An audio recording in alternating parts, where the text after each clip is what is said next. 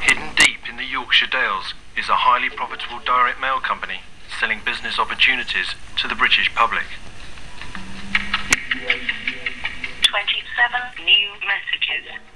Hello, you sent me this letter, and I would desperately like to know more about it. It sounds very interesting. If you could bring me back, I'd be very obliged. Thank you. Behind this company is one man. This is Starbottom. This is the home of the evil fraudster, Chris Einson. Chris Einson is a wanted man. He's being pursued by the West Yorkshire Fraud Squad, the Department of Trade, the Inland Revenue, the press, and thousands of disgruntled clients. The reason they're all after him is because out of his many business ventures, the only person to have made any money seems to be Chris Einson himself. In 3 months' time, he's due in Crown Court, charged with fraudulent trading and 50 counts of theft by deception.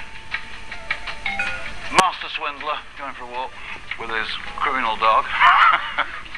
Really what the problem here is, the police know, and, you know, journalists, a lot of journalists are pretty sure, that I've had a great deal of money through my hands.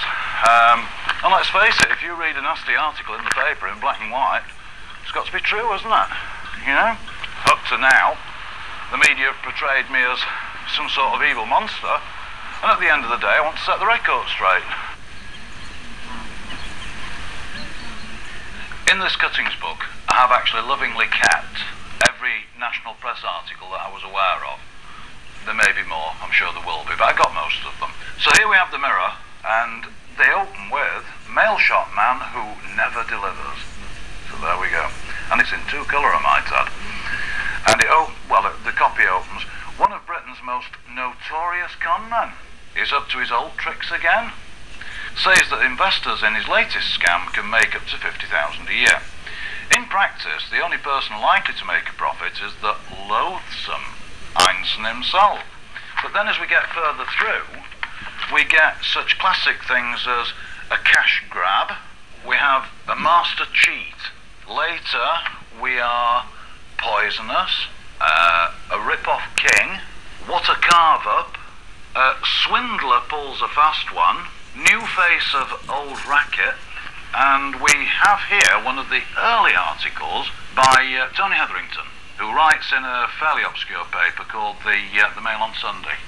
Einson operates in the same way on virtually every scam, and this is what makes it easy to recognise the style. He sends out mail shots with what appears to be a good business idea contained in it.